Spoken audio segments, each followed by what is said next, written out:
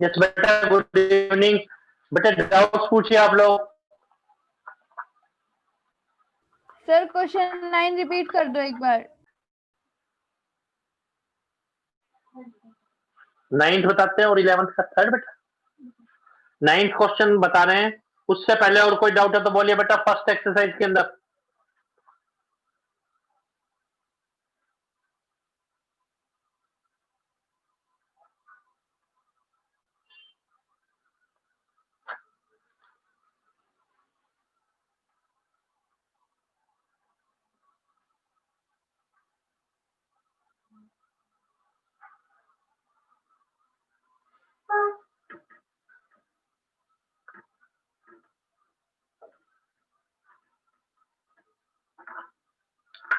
देखिए बेटा, 9th question, जो भी डाउट है बेटा आपको पूछने।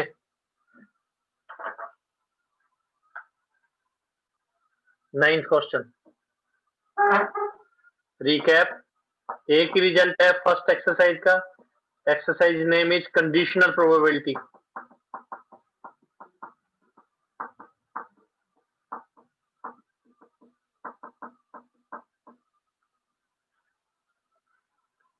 क्या है ये? देखिए, प्रोबेबिलिटी ऑफ ए और B.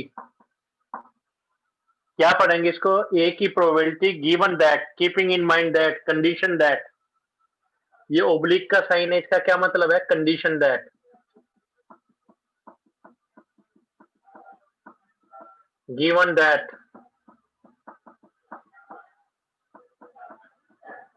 Keeping in mind that.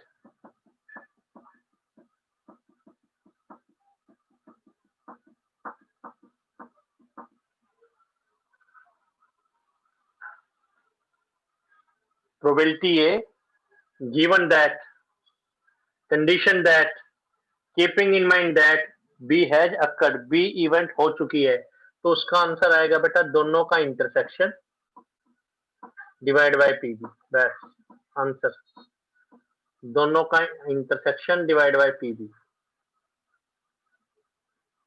दोनों का intersection divide by P B, ये आंसर बस।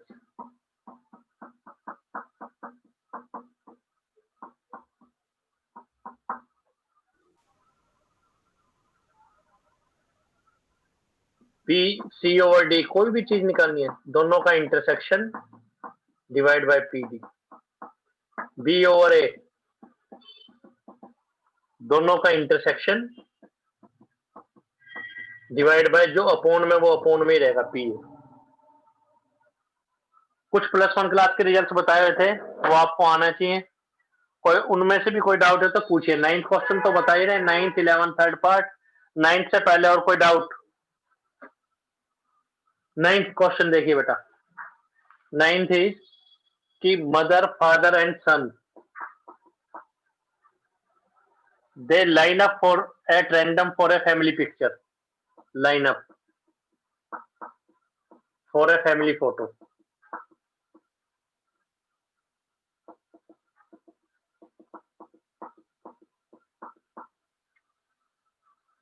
एक लाइन में खड़े होते हैं। मीनिंग क्या है कि फॉर एग्जांपल, जैसे पहले फादर आए, फिर मदर आए, फिर सन आए, एक लाइन में फोटो के लिए, फैमिली फोटो के लिए। तो टोटल वेज कितने हो सकते हैं स्टैंडिंग के?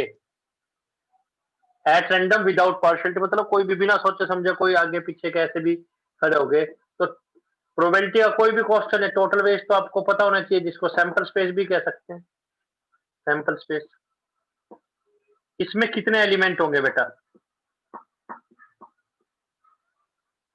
तो अरेंजमेंट है, 3 फिल इन दी ब्लैंक्स हैं। पहला fill in the blank, second fill in the blank, third fill in the blank. पहले फिल इन दी ब्लैंक्स के लिए हमारे पास कितनी चॉइसेस हैं? 3। कौन कौन सी? या तो फादर आएगा, या मदर आएगा, या सन आएगा। Corresponding to each of 3 ways, इन 3 में से हर एक के कॉरस्पॉन्डिंग। अगर मान लो एफ को फिलअप कर दिया तो सेकंड को, एम को फिलअप कर दिया तो सेकंड को, एफ को फिलअप कर दिया मान लो यहाँ, तो दूसरे प्लेस के लिए कितनी चॉइसेस है हमारे पास? 2 चॉइसेस। एच फिलअप कर दिया तब भी 2 चॉइसेस, 3 टू जार, एफ लिखा है एमएस, एफ लिखा है एसएम, 2 चॉइसेस हैं। इसका रीजन क्या है? वन चॉइस यूज्ड, एक चॉइस यूज हो चुकी है और choice can not be repeated, ये नहीं कि फादर पहले नंबर पे भी है और दूसरे नंबर पे भी है। तीसरे के लिए एक ही चॉइस बचेगी, एक चॉइस, क्योंकि 2 चॉइसेस यूज हो चुकी होगी।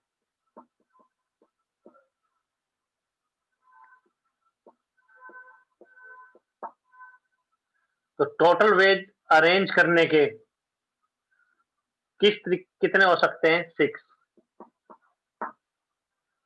जैसे हम आपको कहें ए बी 2 लेटर हैं, विदाउट रिपीटिशन कितने वर्ड बन सकते हैं? तो आप मैनिपुलेट भी कर सकते हैं, ए बी बनेगा बोला जी या बी ए बनेगा। 2 ब्लॉक्स दे दिए ए और बी के और आपको कहा जाए कि एक वर्ड बना के दिखाइए आप, तो या तो ए बी बनाएंगे या बी ए बनाएंगे। तो 2 प्लेसेस फिलअप करने बेटा, पहले प्लेस के लिए कितनी चॉइसेस है? 2, और दूसरे के लिए केवल एक ही है, तो टोटल चॉइसेस 2 होगी, तो 6 होगी। 6 वेज हम गिन भी सकते हैं। कैसे? पहले पे एफ, जैसे ये था, जैसे हमने अरेंज किया है, पहले पे एफ, इसके कोरस्पॉन्डिंग बाकी दोनों पे क्या बचेंगे? या तो बेटा मदर सन या सन मदर, पहले पे एफ। ऐसे बताया गया था लास्ट टाइम भी, पिछला लेक्चर भी देख सकते हैं और क्लियरिटी के लिए। पहले पे मदर, बचा क्या? सन फादर, फादर सन। पहले पे बेटा क्या बचा रह गया? एस, पहले पे एफ हो गया, एम हो गया, एस होगा पहले पे। इसके साथ क्या बचेंगे? एफ एम या एम एफ। तो ये +1 क्लास का रिजल्ट था, पर जिसने नहीं भी किया उसको बहुत अच्छे ढंग से ही समझ में आ रहा होगा। तो टोटल वेज 6 है। ठीक है ना बेटा, टोटल 6 वेज है।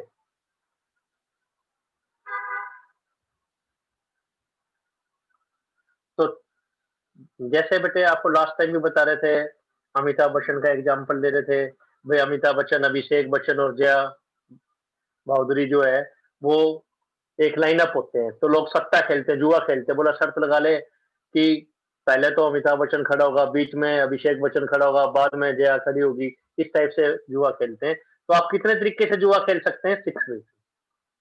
कितने तरीके से पैसा लगा सकते हैं? टोटल वेज कितने? 6। एफएमएस पे लगा सकते हैं, एमएफएस पे, किसी पे। टोटल 6 वेज हैं, 6 में से किसी एक वे से। खैर, पहली लाइन तो ये थी कि they line up for a family picture. E है sun on one end. One end का क्या मतलब है? या तो पहले नंबर पे हो या तीसरे नंबर पे हो, दूसरे पे ना हो, बीच में ना हो, मिडिल में ना हो, एक एंड पे हो। या तो पहले नंबर पे, ये फर्स्ट नंबर, ये सेकंड नंबर, ये थर्ड नंबर। सन या तो पहले पे हो या तीसरे पे हो, बीच में ना हो। ई इवेंट तो ये है एक। एफ है फादर, मिडिल में होना चाहिए।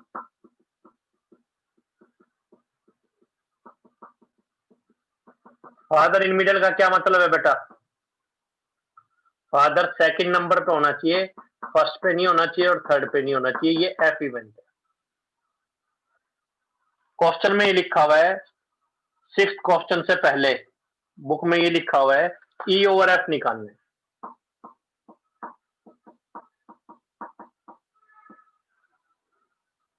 तो क्या होगा बेटा? आप पहले फार्मूला लिख लो, देन पुट द वैल्यूज। ये क्वेश्चन किसने, तो फार्मूला क्या हो गया? दोनों का intersection divide by P F.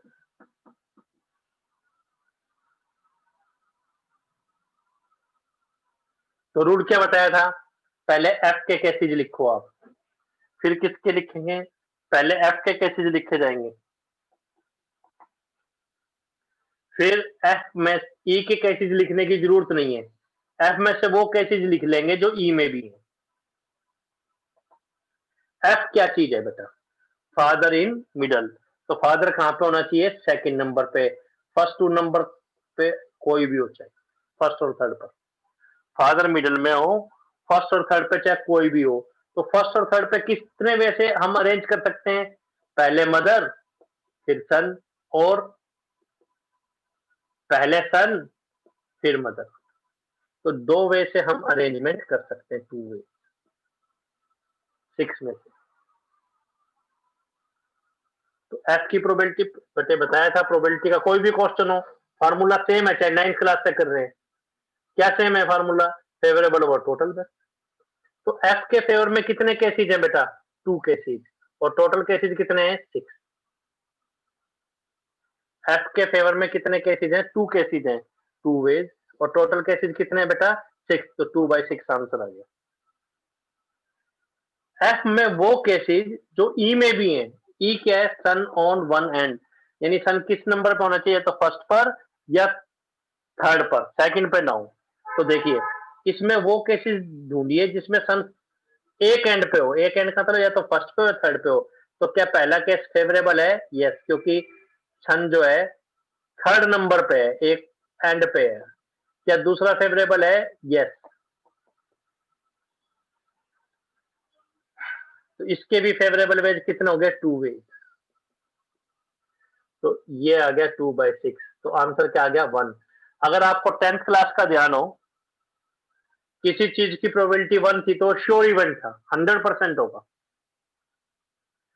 तो अगर हम ये जानते हैं कि फादर जो है, अमिताभ बच्चन जो है, वो बीच में ही खड़ा होगा, तो नेचुरल अगर ये बीच में खड़ा है तो अभिषेक बच्चन को या तो लेफ्ट में या राइट में खड़ा होना पड़ेगा, एक एंड पे खड़ा होना पड़ेगा। कोई ये कहता है, शर्त लगा ले, अगर अमिताभ बच्चन बीच में खड़ा होता है, अगर गिवन दैट, अगर अमिताभ बच्चन बीच में खड़ा होता है तो शर्त लगा ले अभिषेक बच्चन एक एंड पे होगा, या तो फर्स्ट पे या थर्ड पे, तो वो तो 100% जीत जाएगा। अगर वो खड़ा होता है अमिताभ बच्चन बीच में, तो फर्स्ट या थर्ड पे तो बेटा वो हो गई अभिषेक बच्चन। तो हो गया बेटा, 100% ही होगा, तो 2/6 1 आ गया आंसर। प्रोबेबिलिटी 1 होगी। अब कोई डाउट फर्स्ट स्टेटमेंट में? सेकंड, थर्ड एफ कैसे निकाला? फोर्थ ई इंटरसेक्शन एफ कैसे निकाला? फिफ्थ ई आंसर कैसे आ गया? नंबर बोलिए बेटा आप।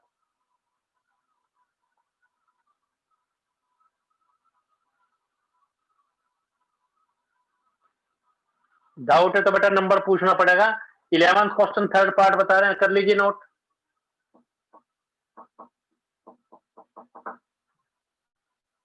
अच्छे बेटे विजिबल है ना board? 11th question third part ये करिए नोट।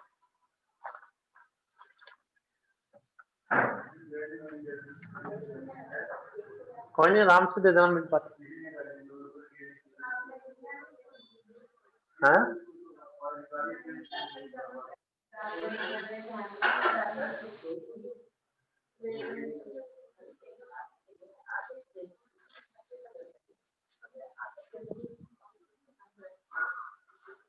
नेक्स्ट देखिए बेटा 11th थर्ड पार्ट।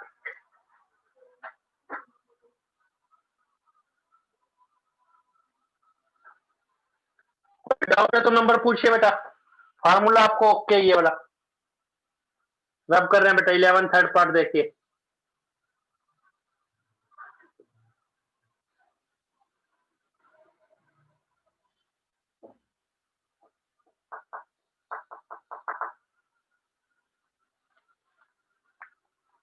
ई है 135 इवेंट, 193 है या 5 है। एफ है 23, जी है 2345।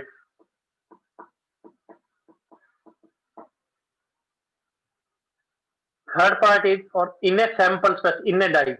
अगर एक डाई को थ्रो करते हैं तो 3 इवेंट ये डिफाइन की गई। ई का मतलब 135 आना, एफ का मतलब 23 आना, और जी का मतलब 2345 आना। इन डाई तो सैंपल स्पेस में कितने एलिमेंट होंगे बेटा? 1 से लेके 6 तक। अगर हमें जनरल नॉलेज प्रोबेबिलिटी ऑफ ई निकालना है तो क्या आंसर आएगा? ई के favourable cases divided by total cases. Probability का तो कोई भी क्वेश्चन हो यही आंसर होगा, फेवरेबल ओवर टोटल। तो ई के फेवर में कितने? 3 और टोटल कितने? 6, तो 1/2 आंसर आ जाएगा। इसी तरीके से एफ जी भी निकाल सकते हैं। लेकिन क्वेश्चन क्या है देखो बेटा, थर्ड पार्ट हमें निकालना है ई यूनियन एफ ओवर जी।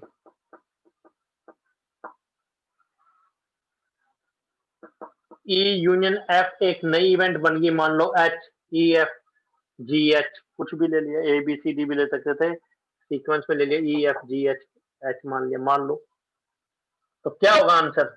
दोनों का इंटरसेक्शन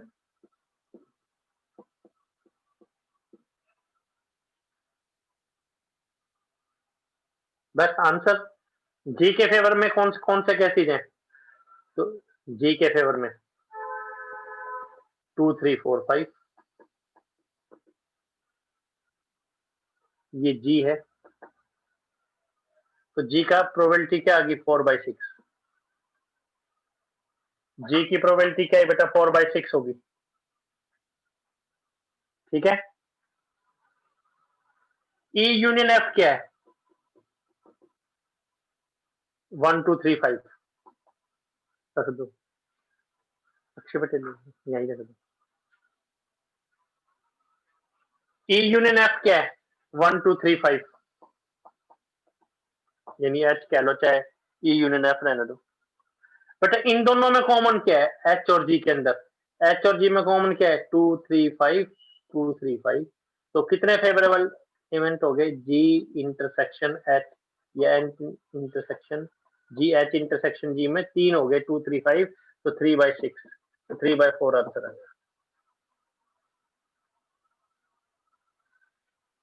फर्स्ट स्टेटमेंट में कोई डाउट? सेकेंड ये सैंपल स्पेस जनरल नॉलेज में कोई डाउट? थर्ड फार्मूले में कोई डाउट? फोर्थ कैसे किया इसमें कोई डाउट? फिफ्थ ये आंसर कैसे किया, कोई डाउट? अब आपको क्लियर होना चाहिए बेटा, कर लीजिए नोट।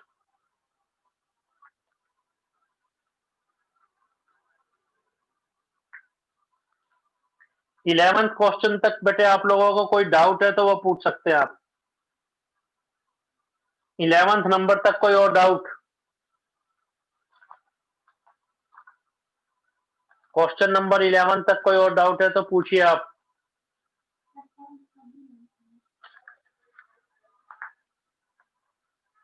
टेंथ भी देखिए, सर एक बार रिपीट करना सर ये क्वेश्चन।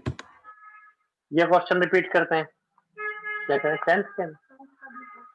टेंथ का बी पार्ट भी बताते हैं। पहले ये क्वेश्चन फिर से देखिए।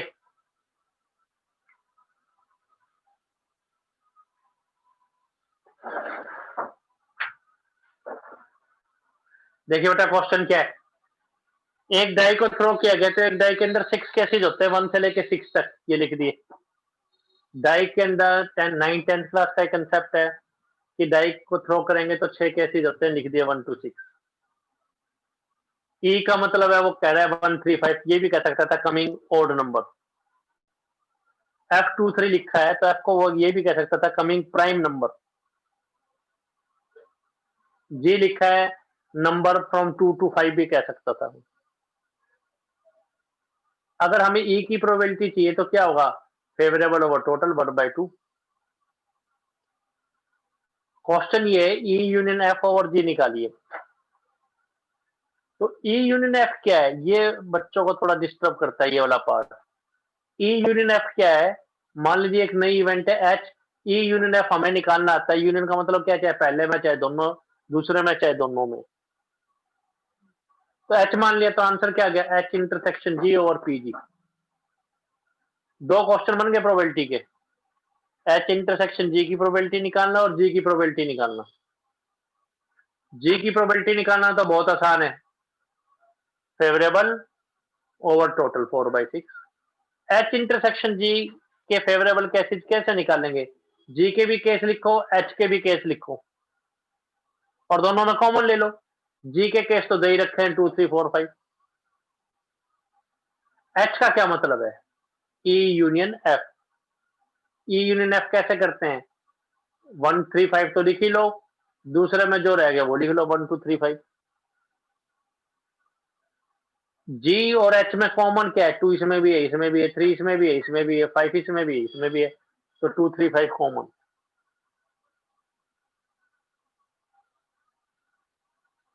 तो जी इंटरसेक्शन एच एक नई इवेंट ले लो, ई एफ जी एच, जो भी आई, कुछ भी ले लो आप, आई के एल एम एन कुछ भी ले लो आप। तो यहाँ ये एच इंटरसेक्शन जी एक नई इवेंट बन गई, उसके फेवर में कितने केसेज हैं? 3। तो प्रोबेबिलिटी क्या होगी? फेवरेबल ओवर टोटल 3/6, और ये 4/6 है तो 3/4 आ गया। 10th बता रहे बेटे,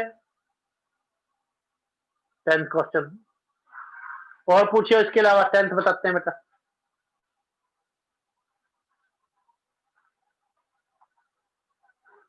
कर लीजिए बेटा नोट।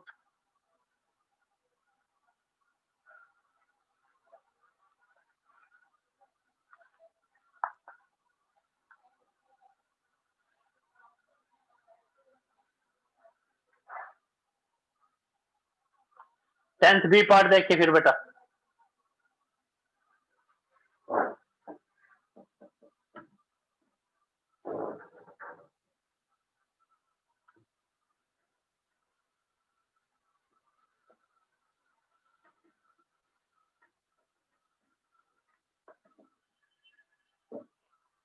टेंथ बी पार्ट, तो बेटा हर एक क्वेश्चन आना चाहिए। 8 मार्क्स का ये चैप्टर है, 8 नंबर का चैप्टर है, और 3 ही एक्सरसाइज आपके सिलेबस में, 1 2 3, बस यही सिलेबस में 3। टेंथ बी पार्ट कह रहे एक ब्लैक और रेड डाई को रोल किया गया है। तो मान लीजिए फर्स्ट डाई तो ब्लैक है, ब्लैक कलर की, डिफ्रेंशिएट करने के लिए फर्स्ट सेकंड को जाए, उसने कह दिया एक डाई तो ब्लैक कलर की है और एक डाई जो है रेड कलर की है।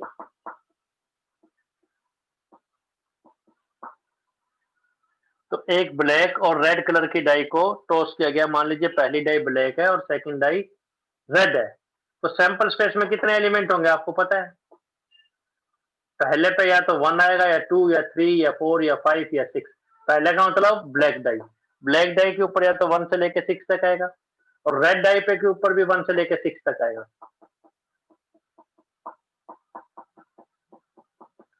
आपको नंबर याद हो जाने चाहिए, ये आपको बताया गया था भाई। पहली लाइन में क्या है, 1 से स्टार्ट होके आगे 1 to 6। सेकंड लाइन में क्या है, 2 से स्टार्ट हो गए 2 से 6, 3 से स्टार्ट हो गए 3 से 6, ऐसे। पहली डाई का मतलब क्या है, ब्लैक कलर की डाई, और दूसरी डाई का क्या मतलब है, रेड कलर की die. Black red, black red, black red कह लो चाहे फर्स्ट सेकंड कह लो, ऐसे 36 केसेज हो गए बेटा। 2 के आगे भी 1 से लेके 6 तक। कॉस्ट तो सभी केसेज चाहे लिखने की जरूरत नहीं, ऐसे लिखा और ये 6 6 लिख दिया, ऐसे लिखी। पहला लिखा, ये लिखा, बीच में ये 6 1 6 तक, ऐसे इसमें भी डैश लगा दिए, लिख सकते हैं। केवल 4 एलिमेंट 1 1 1 6, बाकी डैश, इधर भी डैश 6 1 6 6। लेकिन आपको नंबरिंग ध्यान होगी तो आप बहुत आसान तरीके से कर पाएंगे। जैसे क्वेश्चन ये है बेटा कि कंडीशनल प्रोबेबिलिटी ऑफ सम 8 क्या है, सम 8 आना चाहिए। Given that red resulted in number less than 4। Red का मतलब सेकंड डाई, सेकंड डाई या रेड डाई रिजल्टेड, उसका रिजल्ट क्या है, जो लिख रहा है वही लिख दो। रिजल्टेड लेस देन 4, उसमें नंबर लेस देन 4 आया है। अब कई बच्चों को तो बेटा ये डाउट रहता है, बोला जी रिजल्टेड लेस देन 4 पहले लिखो और सम 8 बाद में लिखो। कौन सा पहले लिखे, कौन सा बाद में लिखे? तो बेटा जिस चीज की प्रोबेबिलिटी निकालनी है, देखो बहुत इजीली आपको पता लग रहा है क्वेश्चन के अंदर। Find the conditional probability of obtaining the sum 8, probability sum 8 की निकालनी है। और ये भी बहुत इजीली दे रखा है कि गिवन दैट, जो गिवन दैट हो तो बाद में लिखते हैं, कोई एक पता लग जाए। जिस चीज की प्रोबेबिलिटी निकालनी है वो पहले लिखेंगे। इसका नाम क्या लिख दें, ए, इसका नाम क्या लिख दें, बी। तो हमें क्या निकालना है, A intersection B over P B, बस। बी का मतलब क्या है, second die resulted less than 4।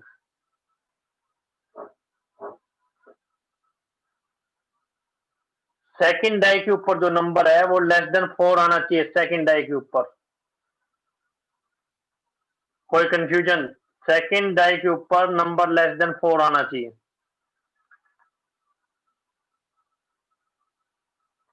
तो जो फर्स्ट लाइन है आपको पता है 1 से लेके 4 तक है, हमें कंडीशन किस पे दे रखी है, सेकंड डाई के ऊपर नंबर रिजल्ट 4 से लेस आना चाहिए। तो बी, पहले बी की प्रोबेबिलिटी, बी में जो ए वाले केसेज है वो देख लेंगे भाई।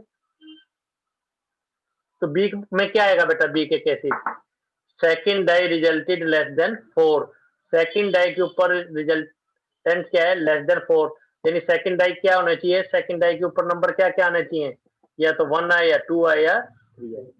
तो जो ये फर्स्ट लाइन है इसमें सेकंड डाई में कौन कौन से नंबर है, सेकंड इसमें देखो बेटा, पहली डाई के ऊपर तो 1 है ही, पहली डाई के ऊपर तो 1 है ही, आगे लिखते रहेंगे, पहले पे 1 है, दूसरे पे नंबर लेस देन 4 आना चाहिए, तो 1 1 1 2 1 3, 1 4 नहीं लिखेंगे।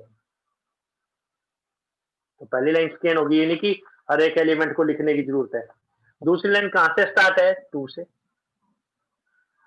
सेकंड डाई पे नंबर लेस देन 4 चाहिए, तो 2 1 2 2 2 3 बस,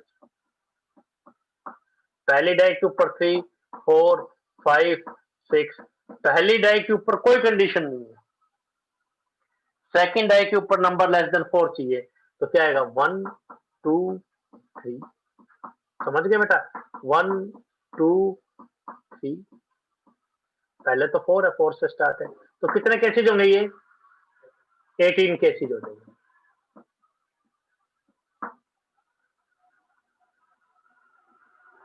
तो बी का आंसर तो हमारे पास वैसे ही आ गया, 2 क्वेश्चन होंगे ना बेटा, बी का आंसर तो आ ही गया, बी का आंसर क्या आया, 18/36।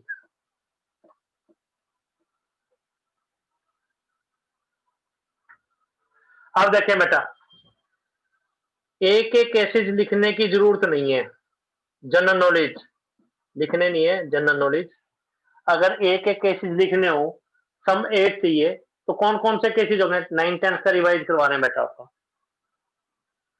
सम 8 के कौन कौन से केसेज होंगे, तो वैसे तो टीचर ने आपको ये बताया 10th क्लास तक, बोला बेटा 8 के फैक्टर्स कर लो जिनका टोटल 8 है, 8 है, तो टीचर क्या बताता है, बोला देख बेटा 3 5 हो सकता है, 5 3 हो जाएगा, बोला और 2 नंबर बता जिनका टोटल 8 है, तो बच्चा छत पे देखने लगता है और फिर कहता है जी 2 6 भी हो सकता है, बोला इसका उल्टा कर ले, 6 2 4 4 रही जैसे। तो आपको ऐसे नहीं करना बेटा, करना कैसे बताते हैं आपको, पूरा डायग्राम हमने एक्सप्लेन कर दिया, आपको ये पता है पहले पे 1 से लेके 6 तक आ सकता है, चाहे वो लिख लो, तो पूरी लाइन स्केम्स हो जाएंगी 6 की 6, टोटल 8 चाहिए, तो 1 के साथ क्या लिखें कि 8 आ जाए, 7, तो नॉट पॉसिबल, 7 तो है ही नहीं, अगर पहले पे 1 आ गया तो आप अपने दोस्त को क्या कह सकते हैं, चल घर, जीत नहीं सकते भाई, क्यों, 7 तो लगेगा ही, तो पहली लाइन पूरी स्कैन होगी, यानी कि 36 के एलिमेंट्स लिख के आप सोचे 1 1 2 ये तो फेवरेबल नहीं है, 1 2 का टोटल 3 ये फेवरेबल नहीं है, ऐसे नहीं सोचना, पहले पे 2 आ गया तो क्या कहेंगे अपने दोस्त को, रुक जा क्या पता 6 लग जाए यार, तो 1 हो गया, कोई केस मिस हो ही नहीं सकता, फैक्टर करके देखेंगे तो मिस हो जाएगा। और आपने देखा फेवरेबल केसेज कैसे लिखे हमने, पहली लाइन दूसरी लाइन में फेवर, तीसरी बुक में तो ऐसे लिखे हैं सोन पैराग्राफ की टाइम में, वो मत लिखे आप, ताकि आपको दोबारा चेक करना तो कर सकें, तो पहली लाइन 1 से स्टार्ट है, 1 लिख दिया, इसके साथ कोई फेवरेबल है, यस, दूसरी लाइन जो है लेस देन 4 होनी चाहिए, 3 के साथ 5, 3 के साथ और क्या लिखें कि 8 बन जाए, नॉट पॉसिबल, मैथ फेल हो जाएगा, 3 के साथ 5 लिखें तब भी 8, और कोई और नंबर लिखें तब भी 8 नहीं होगा, 4 के साथ 4, 5 के साथ बेटा 3, और 6 के साथ 2, तो फेवरेबल केसेस कितने हैं, 4। हम ये कहना चाह रहे हैं ये डायग्राम आपके माइंड में होना चाहिए, बिल्कुल एग्जैक्टली माइंड में होना चाहिए, भी पहली लाइन 1 से स्टार्ट है फिर 2 से, तो पहला नंबर तो लिख ही दो, उसके साथ जो फेवरेबल है वो लिख दिया करो, पर एग्जाम में ये करना नहीं है ना, हमें ये चाहिए, तो हम इस पे टाइम क्यों वेस्ट करेंगे, हमें तो ए इंटरसेक्शन भी चाहिए, इसका क्या मतलब है, बी में वो केसेस जो ए में भी हो, बी ये लिखा हुआ है, इसमें वो केसेस जिसमें सम कितना बन जाए 8, तो पहले पे 1 आ गया तो बनेगा ही नहीं, पहले पे 2 आ गया नहीं बनेगा, 3 आ गया तो नहीं बन रहा, 4 आ गया तो नहीं बन रहा, 5 आ गया तो बन सकता है, 5 3, बस इसके केसेज लिखना मेरे, 6 आ गया तो भी बन सकता है 6 2, तो 2 ही फेवरेबल केसेज है, तो 2/36, तो 1/9 आ गया। अभी आपको कोई डाउट है तो पूछिए, फर्स्ट को ये कहा गया है, सेकंड सैंपल स्पेस लिखा है, थर्ड क्वेश्चन क्या है, प्रोबेबिलिटी किस चीज की निकालनी है ये आपको पता होना चाहिए। फोर्थ हमने बी के केसेस लिख दिए। फिफ्थ जनरल नॉलेज लिख दिया, जरूरत नहीं है। वैसे बुक में क्या लिखा हुआ है ये भी लिखेगा, ये भी लिखेगा, फिर देखेगा दोनों में 2 6 इसमें है नहीं, 3 5 इसमें है नहीं, 4 4 इसमें है नहीं, 5 3 इसमें है, वो ऐसे देखने की क्या जरूरत है, तो टाइम लगेगा बेटा। जनरली जो कंप्लेंट रहती है भी क्वेश्चन पेपर लेंथी था, उसका रीजन ये है कि बच्चा खुद लेंथी वैसे सोच रहा है, अदरवाइज क्वेश्चन पेपर तो आपका 2.5 आवर्स में कंप्लीट हो जाएगा। अभी कोई डाउट? फिफ्थ और therefore answer sixth. 6 steps board पे, आपको कोई नंबर पूछना है तो आप पहले वो पूछिए।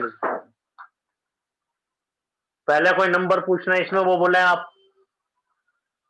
कोई डाउट है तो पूछे बेटे आप। फर्स्ट 11 में और कोई डाउट? नेक्स्ट 12th बताते हैं बेटा, एक बार फिर से भी ज्वाइन करेंगे आप हमें, 12th बताते हैं।